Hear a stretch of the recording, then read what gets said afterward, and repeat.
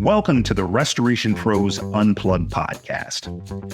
In each episode, we're going to bring you insightful interviews and discussions with top restoration industry leaders. We're also going to delve into their business, the strategies that made them successful, and most importantly, the valuable lessons they learned along the way. I'm your host, Clinton James. I'm also the Chief Marketing Officer at Water Restoration Marketing. We're a digital marketing agency dedicated to helping restoration companies nationwide secure more high-value water jobs. Now, this show, it aims to provide you with the knowledge and tools you need to excel in the restoration industry. So sit back, relax, and enjoy the show.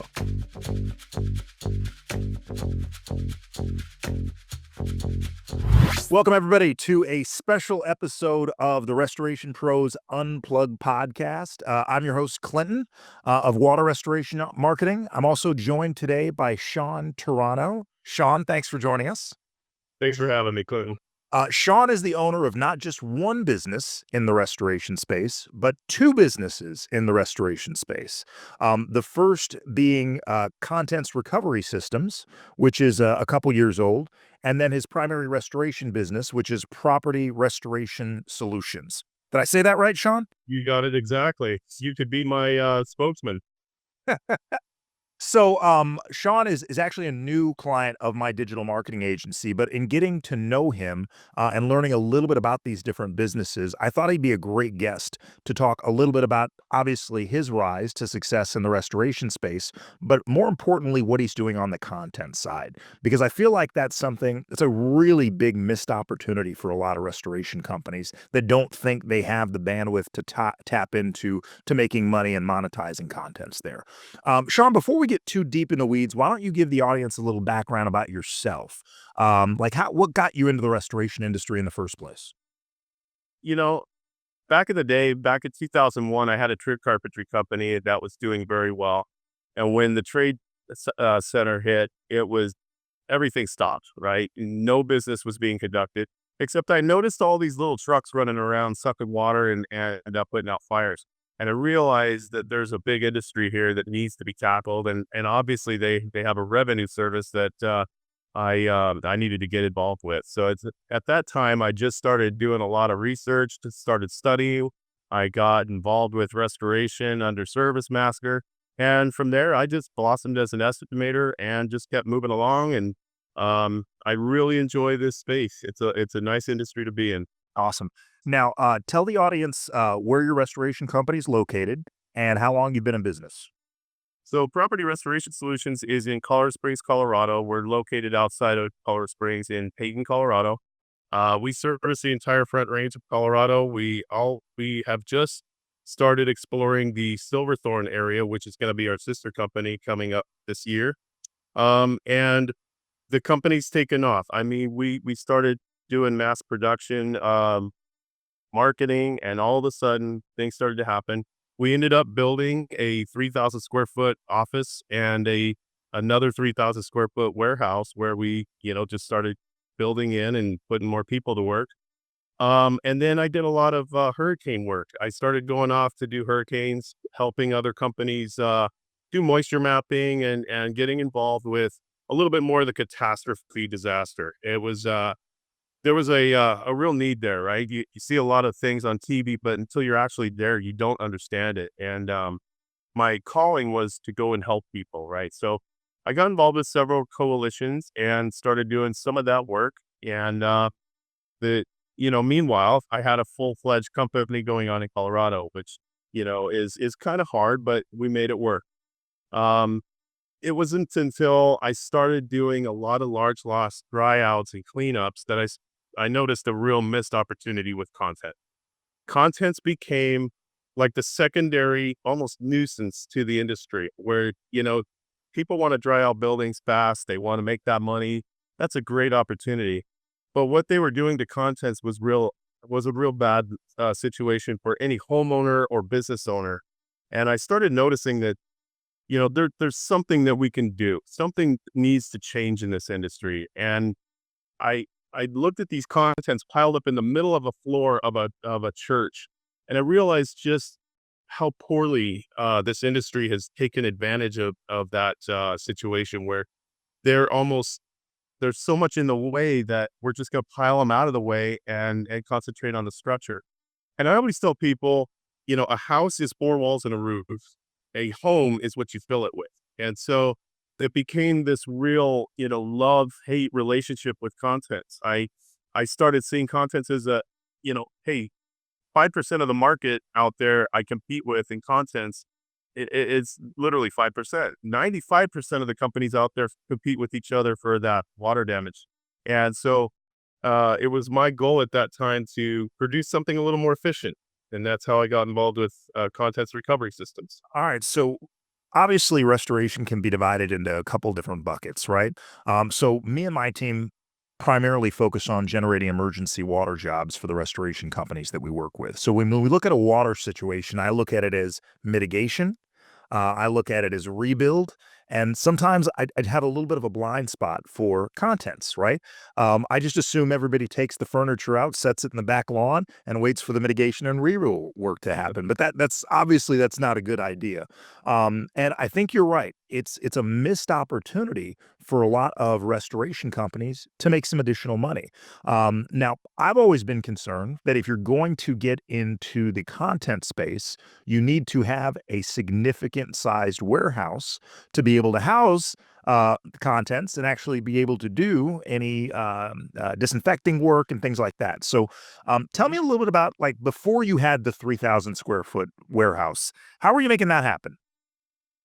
So contents, again, I didn't get involved with contents right away. I always, I saw the money in putting air movers and dehumidifiers.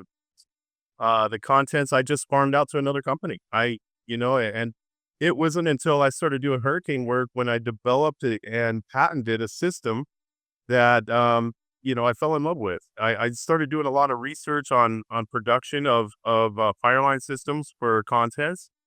The Fireline system is real simple. It's unpacking dirty contents, moving them through the disinfection line, and then boxing up, disinfected goods and invoicing. I mean, that's almost as important. I will tell you that, when we started producing our decontamination trailers, uh, it was kind of a scary time because I invested, well over $500,000 in just a few trailers to be produced. And it was kind of like, is it going to work? Is it going to take off? I'm just going to put it out there and see what happens. I patented the system and instantly started getting phone calls. All right, so let's talk about contents recovery systems, all right? So this is a business that's only been around for a few years, and while you've got a seven-figure restoration business, this contents recovery systems, that's actually taken off for you. So for our audience that's not familiar with it, give them a breakdown exactly what contents recovery systems is. So a lot of folks out there are doing contents. Okay. They're doing boxed out of dirty contents, bringing it back to a warehouse and unpacking dirty contents, putting it through the Fireline system, reboxing as we spoke about. This system is a mobile decontamination trailer system that I patented. It's taking that Fireline system off to the actual address that we're of the project and producing those contents on site. The good part about it is, we're actually taking contents out of a building and they're going in dirty, they're coming out clean and going potentially right back into place where they used to be, or they're going into boxes to be, you know, produced off site. So it's a neat, it's kind of a fun system once I start to, show it and everybody's walking through it. We have clear walls, allowing people to see what's going on inside. And so when a homeowner sees that we're, grandma's old knickknacks are being produced and they're being boxed up and they're cleaner than they ever were when they came out of the assembly line, that's a big opportunity. I like the visual of that. I can see myself coming home from the gym one afternoon if I had a neighbor that had water damage in their home and they've got this trailer that has clear walls and they're having their, the things they have in their home actually disinfected right there on site. Now you operate nationally because right now, even though your restoration company is based in Colorado, that's not where we're having this conversation from right Right. now. You are down in Southern California working with homeowners and businesses that were impacted by the fires there. So tell us a little bit about how Contents Recovery Systems operates nationally for you. Well, one of the things that I wanted to do was make it so it could be tailored to do any type of disaster, whether it be, hurricane work, fire work, wildfires, big, buildings, high rises that potentially took on fire and need those contents decontaminated. So it did go national. And right now I'm in Southern California after the Eaton Fire, which is Altadena, and then the Pacific Palisades in Malibu area, which had the huge wildfires. Now, we use the word wildfire real loosely. This is more urban fire. This has more contaminants in it than what people actually see with soot, ash, and char. This brought in a lot of heavy metals. It brought in dioxins. It's got arsenic. We've got a lot of contamination that could potentially be harmful to people, especially those that are elderly, children, immune compromised. So the idea is to produce contents cleaner than when the fire happened. And that's important because, again, let's talk about the structure. If the structure is dirty, but the contents are clean, we've not done our job. And vice versa. If the contents are produced in a way that they're super clean, but the structure's, not up to par, that would be a conflict for a homeowner coming home, and then a couple years down the road, they're sick. So we are doing both contents and structure cleans down here in Southern California, and we would do that naturally in hurricane zones as well. So let's take the urban fires that you're going through right now. Can you think of another like national catastrophe that you were able to dispatch to? Talk a little about what you saw and talk about the opportunity that was there. Obviously, not only to help homeowners and business owners that were impacted, but also financially for you growing this new business. Yeah, so we have been to several wildfires, which are urban fires in a sense. So now we've been through the LA fire here. We were in Boulder County in Colorado. That's pretty much the test subject for how these trailers operated, and the bigger conception was derived. We've been through Hurricane Laura in Louisiana. We were able to produce a lot of contents through there. So in the infancy of the company, we did, test drive it a little bit.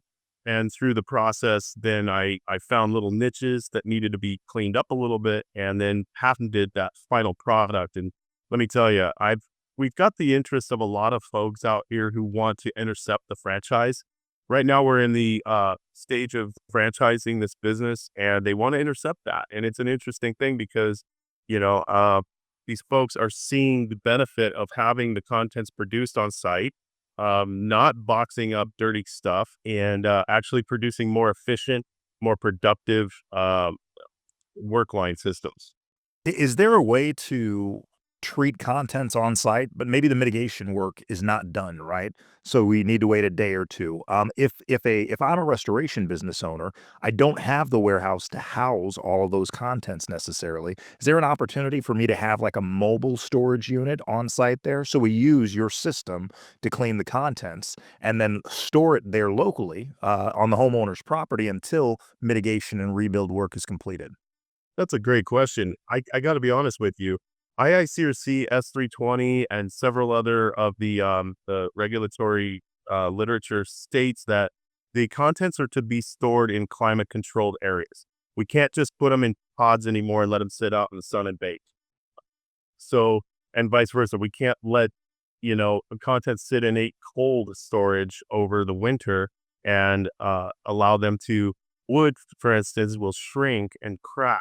Um, Metals will tarnish, things of that sort. So what we've done is there's two systems we can do. We can either unpack an entire garage, wrap it in, I'm sorry, clean it, then wrap it in 6 mil plastic and make that a big container.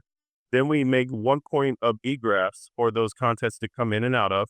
And now we've got ourselves a clean station for storage. Secondarily, we can park a box truck behind the trailer and actually ship that off to a climate controlled storage facility. That makes And that actually is a nicer fit because now they're not in the way. They're also in a storage unit that has insurance. So if the house should burn up again, God forbid, those contents are gone, right? So if they're off site, they're now in the storage facility that is insured. There's a key, people watching, cameras watching, and that's a better fit anyway. So that's a workaround for someone that doesn't have the facility necessary to store a great deal of contents, is that It for them is. to use a local, climate controlled storage area to actually park those contents once they treat them on site during the water, fire, whatever the instance is at the home there. Um, do you think that not thinking that through, do you think that not having the storage facility is really a reason that restoration companies often overlook contents as a potential revenue source? I don't want to say that's a reason. I think that what they're used to doing the old fashioned way has inhibited them from thinking of it as a revenue source. Basically, the old way of doing things, it's hard to make money at producing contents, right? So the non-solved list may be this big, but the salvageability list is this big.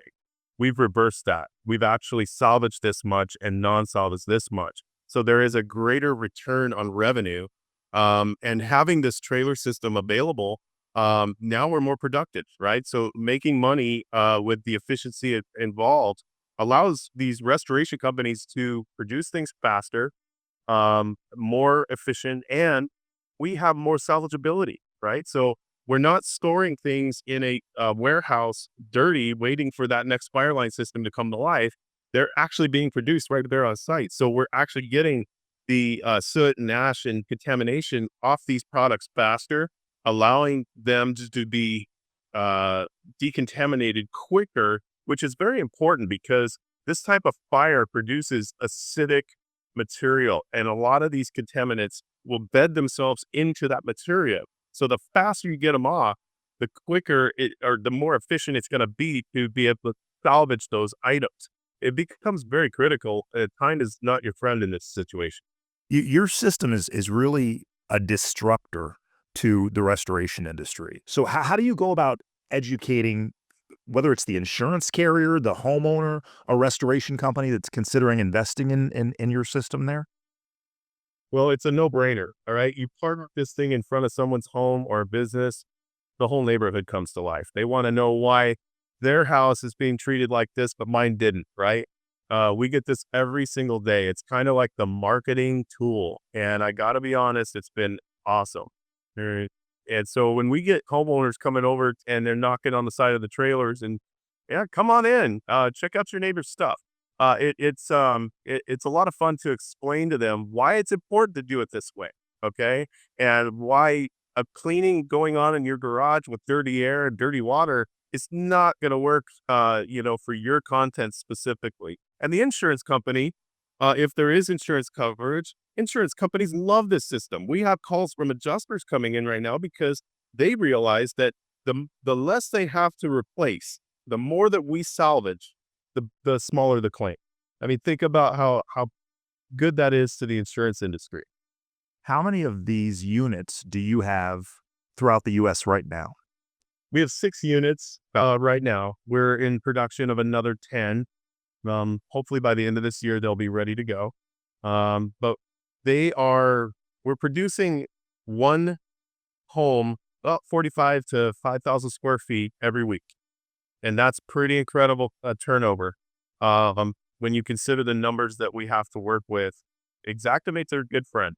Okay, so it really is. A lot of people shy away from it. They want to do time and material. That's fine. You can do it your way. Xactimate's good because it has 15,000 line items in it just for contents. So I love the system, buddy. And Xactimate now has content track, which has an identifier. It's an AI driven system as an identifier of the items that we're trying to produce. So it has a tracking system it takes in the image of what we are photographing, and it'll look at it and say, okay, that's a chair. Okay, that's a table. That's an end table. It's a pretty incredible system. So we're working well with them. Okay, so tell me a little bit about what's on the horizon next for contents recovery systems. Is it the franchise model? Is it you're just going to keep these all to yourself and then dispatch whenever there's a national emergency? What are you thinking here, Sean? Share a little bit with our audience. Well, obviously the franchise lawyers want me to just, go full out and go franchise. Of course. We have several contractors around the country who are first in line ready to take this thing on. However, I do have interceptors, and again, numbers talk. It's a concept that a lot of people, would say, well, depending on the amount of money, I think I would probably sell out. My thing is, though, I really think as a franchise, there's a bigger audience and it could be broadcast more readily around the country. Think about 20 franchises around the country dispatching to one location to help out after a hurricane or a wildfire situation. That's actually a better opportunity than, say, one owner in Southern California who then has to dispatch all the way to Louisiana or things of that sort. So 100%. I'm doing some thinking and I'm working on, the You're review. doing more than thinking. You're doing math at this point, Sean. You're seeing what is going to set you up to grow not only the contents recovery systems business, but also property restoration solutions out in Colorado. I don't think that thing's going anywhere either, right? So going through this entrepreneurial journey that you've had, specifically in restoration, let's talk about some takeaways because some of my audience members, they haven't been in restoration for a decade, right? They're just getting started on their entrepreneurial adventure in restoration.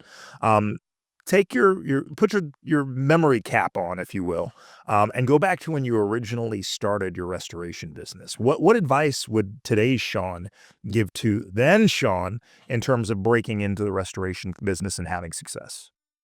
I'm so glad you brought that up. It's interesting. When I first started Property Restoration Solutions, I think everybody in this industry probably they started sucking water with, something simple like a mobile unit or something.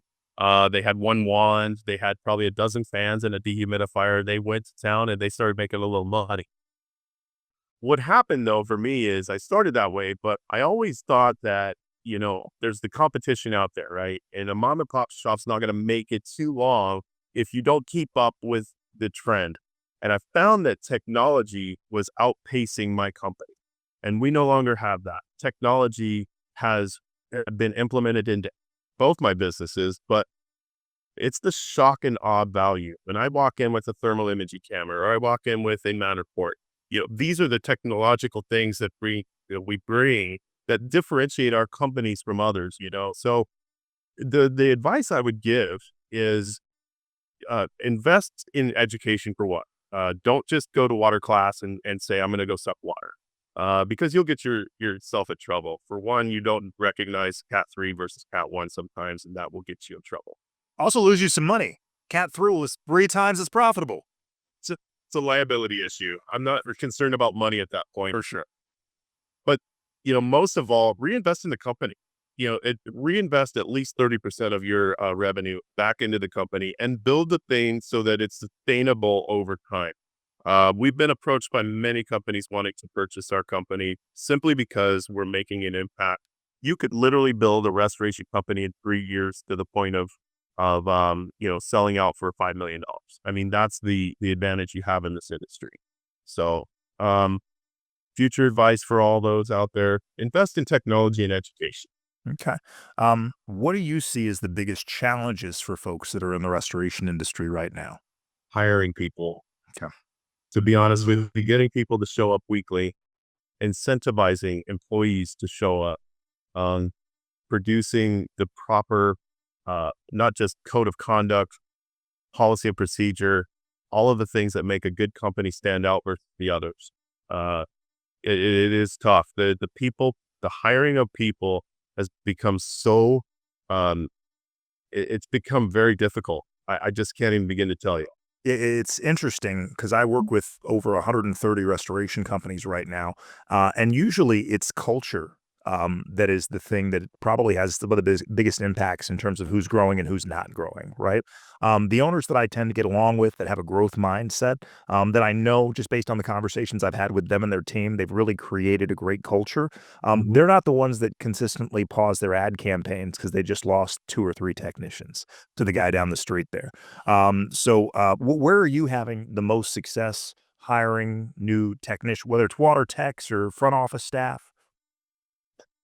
I would say incentivizing. Let's say it's kind of like a dog. You don't beat them. You incentivize them to do better. So what I'm gonna do is, you do a great job. You close out that project. You get a certificate of completion, and it's gone well. And we're paid. I'm gonna give you a percentage of that job every single time, and we're gonna penalize for certain things that are not done well. But we're also going to re-educate, in certain instances. So uh, yeah, I would say that incentivizing them to do great and do better every single time is going to get you a long ways in this industry. Awesome. Awesome. How many team members do you have with the restoration business, and how many team members do you have with the contents business? The contents company, we have about 75 now, Okay. and we have about a dozen people in the restoration company at home. And so our set of 75 people here, each trailer occupies about 12 to 15 people, plus our supervisors and then our sales managers, and their estimators, obviously. So there's a lot of people and a lot of moving parts, and the buck stops with me every single time. So it's a lot of hats, and there's no time to be off at any given moment. Well, my hope is to generate some additional restoration business for the Colorado folks so you can go from 12 to 15 to 20 team members out there and Absolutely. continue to help grow. I'm super excited to work with you. I appreciate you sharing your insights with our audience here. I know there's some people probably chomping at the bit listening to this conversation, wanting to get on that list of contractors when you guys do decide that you want to go into the franchise model with Contents Recovery Systems. Um, do we let them know how to reach you? Should we give them the website address? Should I drop it in the show notes? What do you think, That would Shawn? be I don't fun. want you inundated with a bunch of restoration companies that want to get involved. I can handle it. All right, Trust. give the audience the website for Contents Recovery Systems. Website for that is www.contentsrecovery.ux.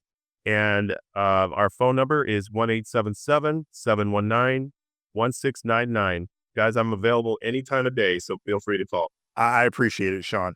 We'll drop that information in the show notes or in the podcast description for everybody to be able to get. Again, I really appreciate you taking some time, especially considering where you're at right now and the kind of work that you're doing. Appreciate it. Looking forward to a long-term working relationship with you and my agency. Audience, if you like what you heard today, interviews with folks like Shawn, great insight, stuff to really help you level up your restoration business. Make sure you guys like, subscribe, comment, and share. So thank you, Shawn, and to our audience, thanks for sticking around. We want you to go out there, stay safe, stay dry, and always stay busy. Thanks, Shawn. Appreciate you Thank again. you. Thanks for having me. Thank you for listening to the Restoration Pros Unplugged podcast. If you like what you heard today, be sure to subscribe, share, and also leave us a 5-star review. We'll be back with more interviews and discussions with restoration industry leaders really soon. In the meantime, if you're a restoration company looking to add more high-value water jobs, you can reach me and my team at waterrestorationmarketing.net. Again, that's waterrestorationmarketing.net. I look forward to hearing from you soon.